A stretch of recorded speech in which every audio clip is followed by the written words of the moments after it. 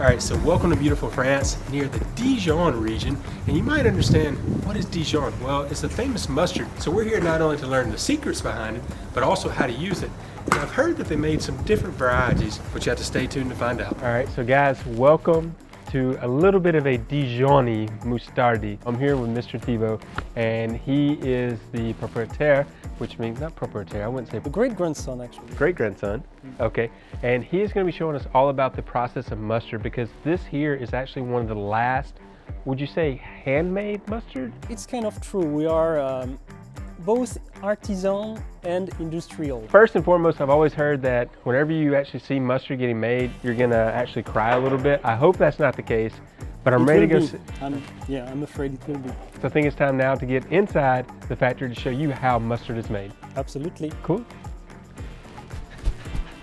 All right, so to learn a little bit about where we're at now, we need to know a little bit about the history. So what is the grain of mustard and what does it look like? So this is the plant of mustard, dry plant. We harvest them dry in summer. Okay, so this is very difficult work to be able to separate the seeds from the pod. We use machines to do so, which are vibrating on themselves. I guess your grandfather did this back in the day. My great-grandfather and my grandfather used to preserve old machinery. Let's go and have a tour. Okay guys, come on, let's go.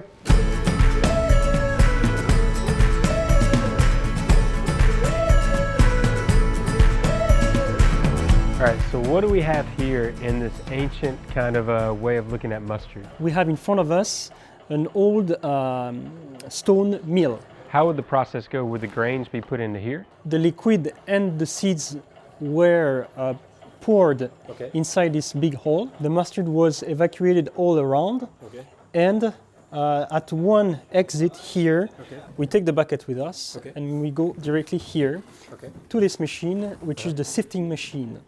So this machine will separate the seed husk from the yellow paste, the heart of the seed. Okay, cool. Can we actually go see what is happening in the modern times? Yeah, let's discover. All right, cool guys, let's go.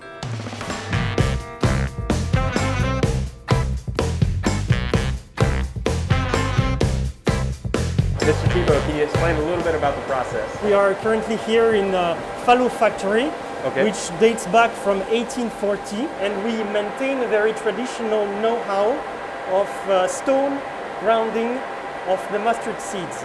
So now what you're going to see is you're actually going to see the process of how it goes about. And so, can we see a wheel turning? Of course, yeah, let's go. So follow. All right, so this is a wheel that we have here. Can you explain a little bit about how the process goes for the actual mustard? Because we're going to see the grain here, but how does it get here? We are currently now doing the cleaning process. Basically, how it works, you have two stones, one above the other. They are turning the opposite way, and the mustard is coming through these kind of pipes that you can see at the top. So you see this? Mixed with a liquid, which is generally vinegar, but it can also be white wine. And all these kind of lines helps the mustard paste to go all around in this cavity here. So the lines are for the two wheels that go side by side. And so what this does, it helps to actually evenly distribute the actual mustard as it's being crushed, the mustard seeds. So how much mustard do you produce in a day? A day it's few tons. Every year we produce over 2,000 tons of mustard. 2,000 tons of mustard. Wow. So you got to see some mustard. They make a lot of mustard, around 2,000. I'm sorry, my eyes. Let's go to the next step. All right, so that was really, really interesting. So now we're at your actual production site. So can you take us through the process of how this goes from there into the jars and then to us? Yeah, basically here we are in the filling area. That is here Pinot Noir mustard. So mustard with red wine. So this is red wine mustard. Yeah, exactly. Here is the Moutarde Pinot Noir, which incorporates Pinot Noir red wine as well as grape must. Burton here, as you can see, we receive the jars on pallets. Okay. So the air is removed from the inside of the jar. So basically the machine is very powerful.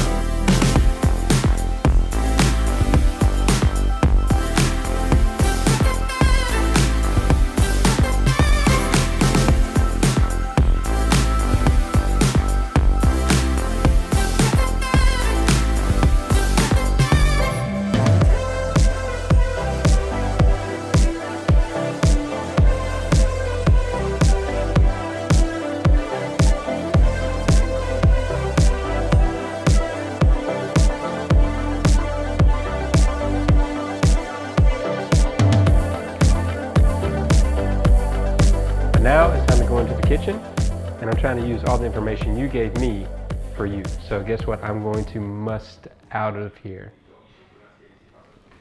All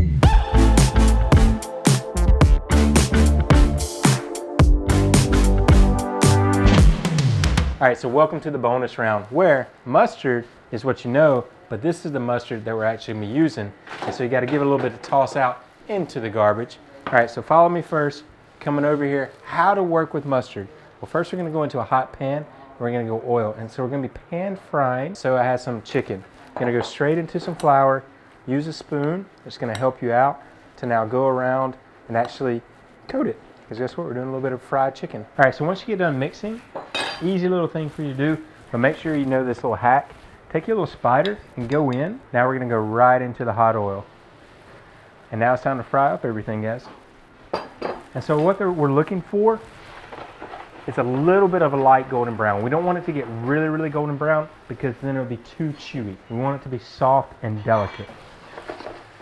All right, guys, so once you have that, now what I'm gonna do, I'm gonna take my final plate that I want here, and we're gonna actually take it out. And so look at this color, come on in. You see that color? This is what you're going for. This is not too overcooked, okay? So we're gonna go straight into the plate, and now I'm gonna follow it over here because I thought it would be a little bit easier doing that. And so the big thing whenever you're cooking, you need to have what is called base flavors. So think about the Grand Canyon.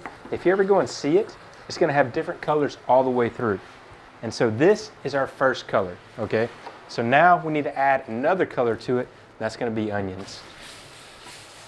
And so we already have a little bit of this chicken flavor, and now this is what we're actually gonna be browning. And so because this has a lot of sugar in it, and it's gonna pair well with the mustard. Make you a hole right in the center, and you're gonna add in your garlic. Add a little bit of salt and a little bit of pepper. Now here's the big step, chicken stock. Go right in. So whenever you finish off your chicken stock, now here's the key for this dish, tarragon.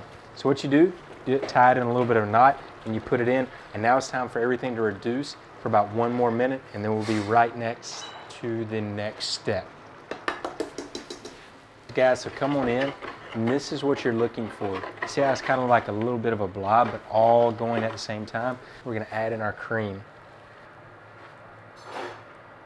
All right, so once you add your cream in, and that's gonna add a little bit of fat, it is time for the star, because you always add the star at the end, right?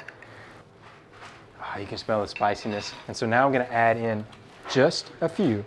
We're just gonna go in not much, because again, Superstar doesn't need a lot of minutes. Now, with my little handy dandy spoon, I'm gonna mix everything around. Come here and look at the color for this. Oh, you can smell the cream. You can definitely smell the mustard. Ooh, it smells sexy. I'm just gonna say that. And the good thing about this dish is that whenever you're making it home, it's 10 minutes, guys. 10 minutes is all the time that you need. You cannot forget, this is of course not an ingredient, but we're gonna add a little bit of butter in. In France, it's not an ingredient. All right, guys, so now the butter is melted, and so now it's time to the best part, which is pouring session 101. So now you're just gonna go right over everything, and look how creamy that is. Oh, you're gonna have a little bit of the tarragon coming on, but I'm actually holding it. Add a little parsley. It's gonna give it a little bit of green color.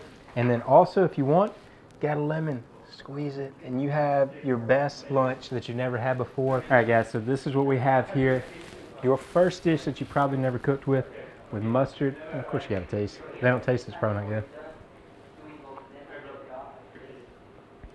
It's one of those things, guys. You've learned how to pair it. The cream with the mustard, a little bit of heat, and also the onion pairs phenomenal with the chicken. Make sure to try this at home, please, for my sake, for your sake, for your tummy, and anything and everything else. And I'll check you next time, but now, we gotta go discover some more food. Check you later.